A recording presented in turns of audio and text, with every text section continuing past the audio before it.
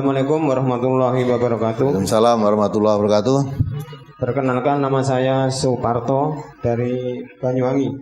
Banyuwangi ya, Ya. tempat Pak David ini. Ya, desa Sumber Asri. Pak David apa Pak Arbangin?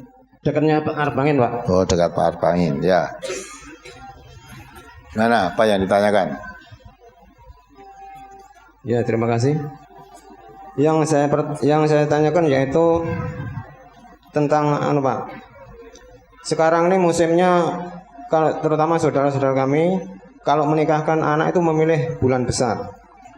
Yang di situ keyakinan yang seperti itu apa termasuk khurafat? Begitu, Pak. Terus yang kedua, kalau yang orang yang dimintain bantuan biasanya tuh sampai larut-larut hingga meninggalkan sholat asar. Mintai bantuan apa ya? Bantuan merewang itu, Pak.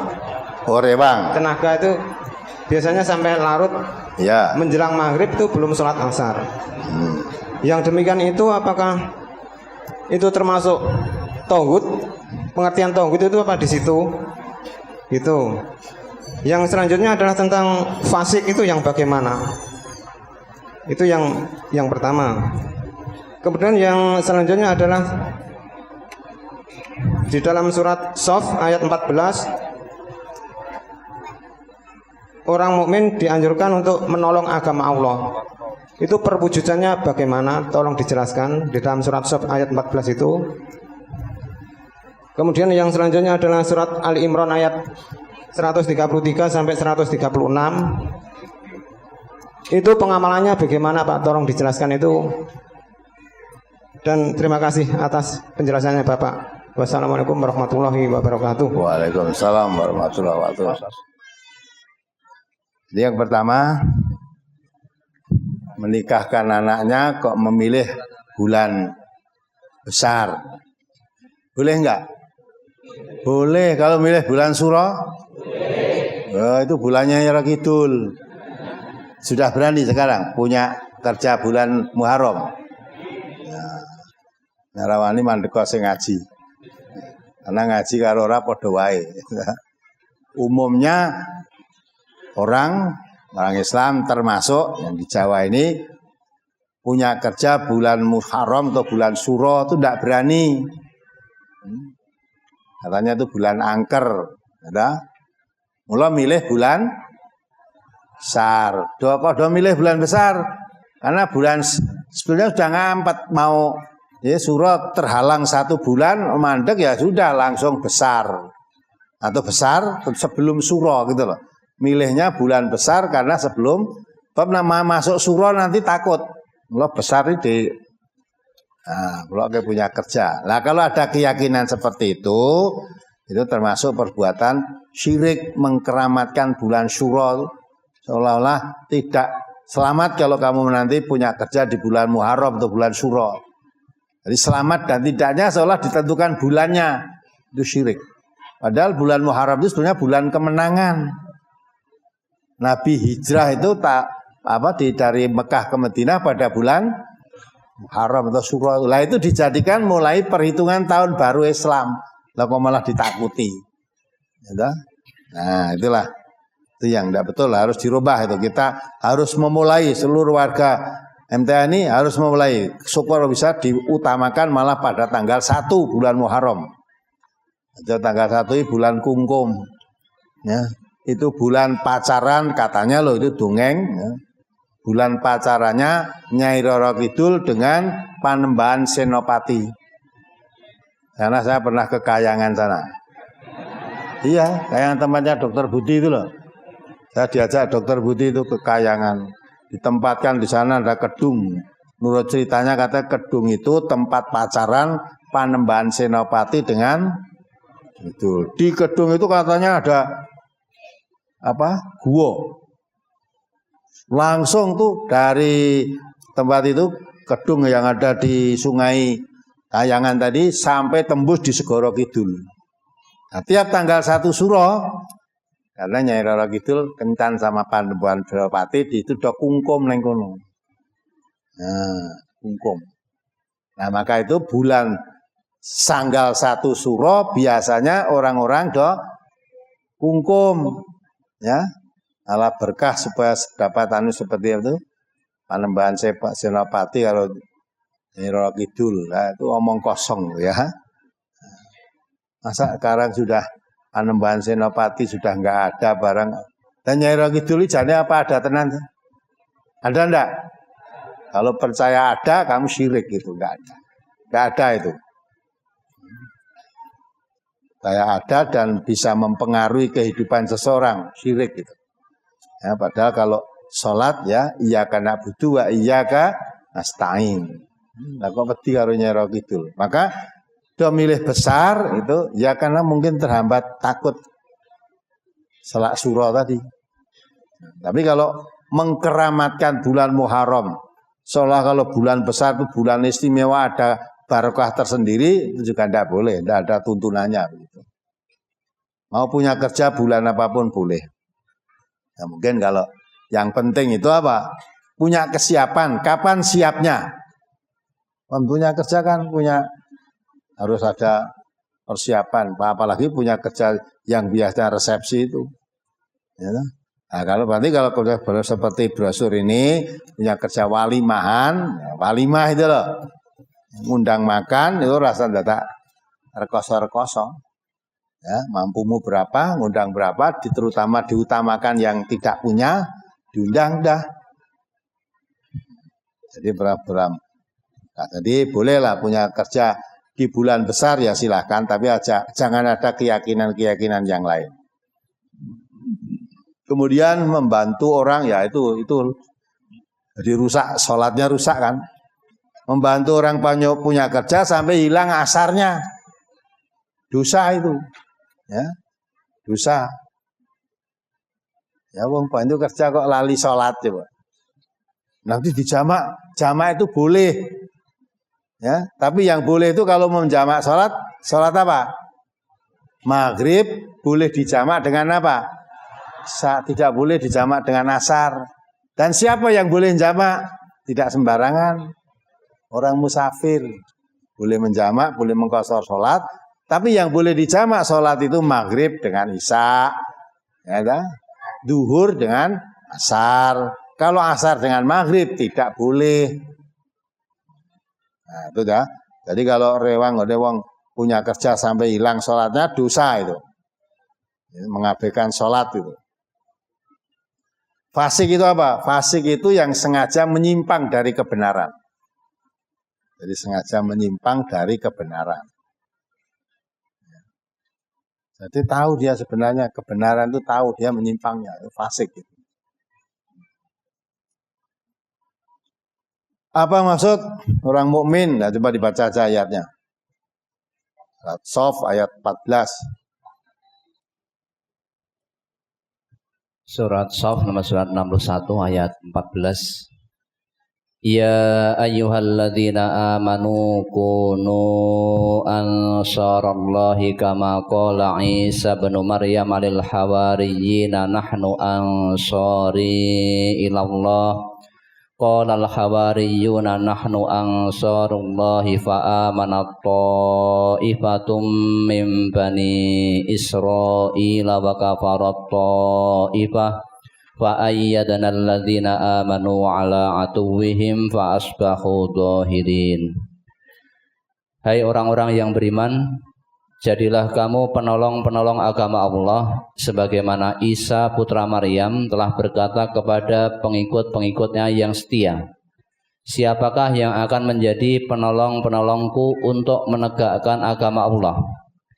Pengikut-pengikut yang setia itu berkata, kamilah penolong-penolong agama Allah. Lalu segolongan dari Bani Israel beriman dan segolongan yang lain kafir. Maka kami berikan kekuatan kepada orang-orang yang beriman terhadap musuh-musuh mereka. Lalu mereka menjadi orang-orang yang menang. Terus Ali Imran ayat berapa tadi? Ali Imran ayat 133. Ya. 136. Wasari'u ila maghfiratin mir rabbikum wa jannatin 'arduhas samawati wal ardu u'iddat lil muttaqin alladzina yunfikuna fis sarra'i wad dharra'i wal kaziminal ghaidha wal 'afina 'anil nas wallahu yuhibbul muhsinin walladzina idza fa'alu fakhishatan aw dhalamu anfusahum zakarullaha fastaghfaru lidzunubihim wa may yaghfirudz dzunuba illallah wa lam yusirru ala ma fa'alu wa hum ya'lamun ulaika jazaohum maghfiratum mir rabbihim wa jannatun tajri min tahtihal anharu khalidina fiha wa ni'ma ajrul 'amilin.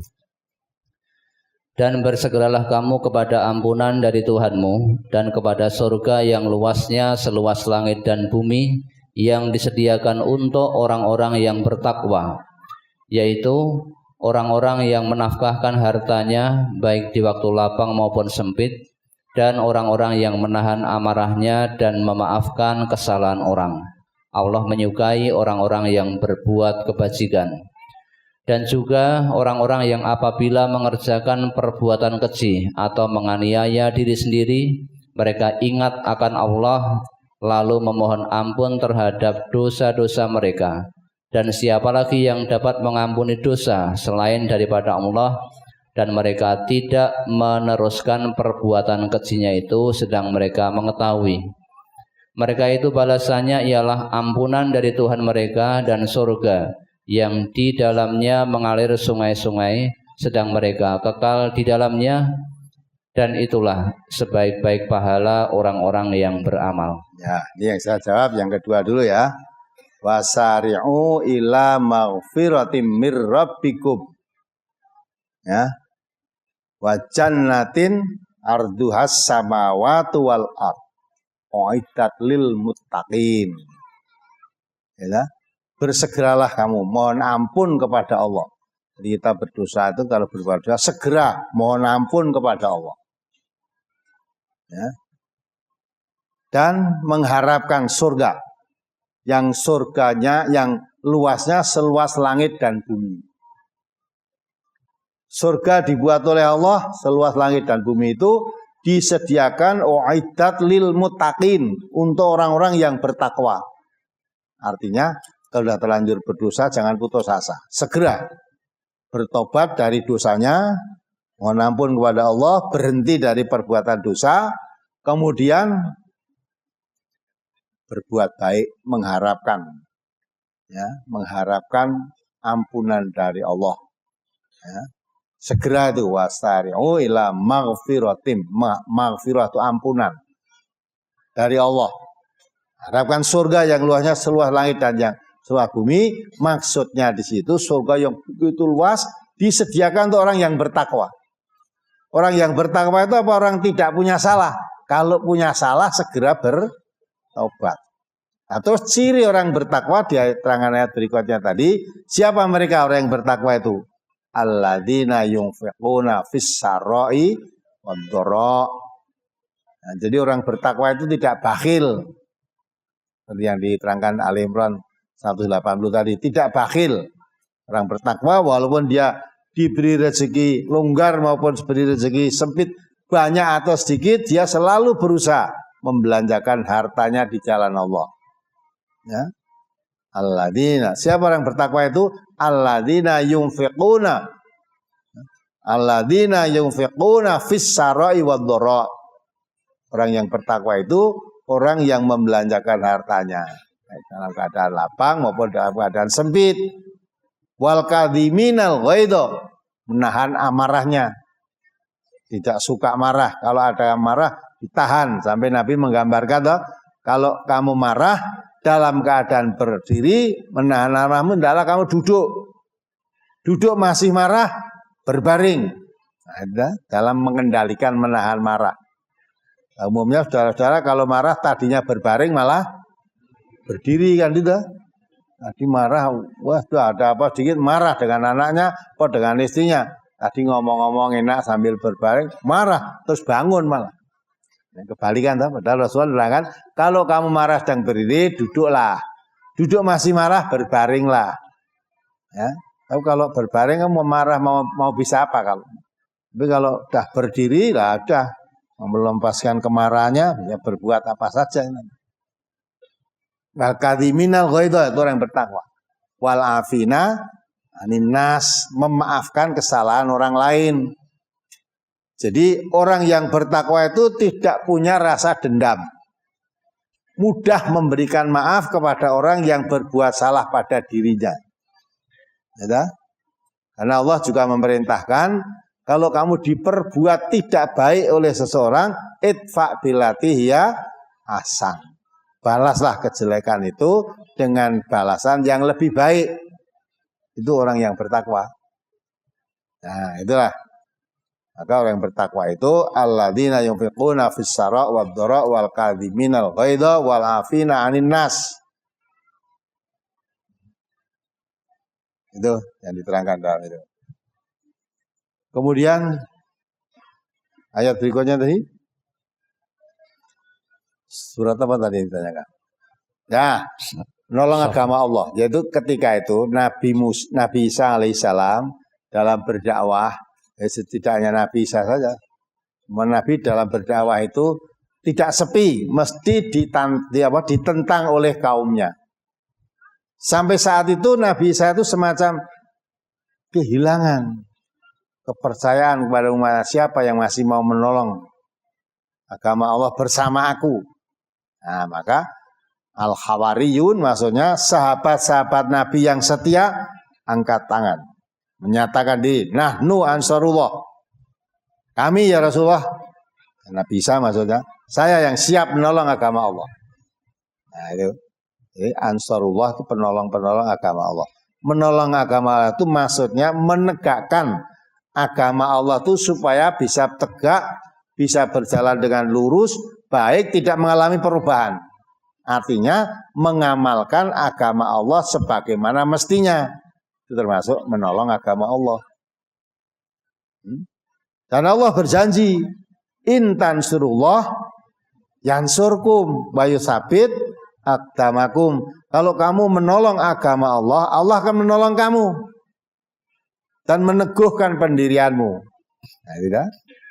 Jadi kalau kita mau menolong agama Allah, laksanakan agama Allah itu sebagaimana mestinya. Jejeken. Jangan kecampuran akidahnya, jangan kecampuran syirik. Ya, kalau agama Allah campuri syirik berarti merusak agama Allah. Ya. Ibadahnya jangan kecampuran bid'ah. Karena bid'ah itu kata Nabi syarul umur. Inna ahdatsal hadithi kitabullah.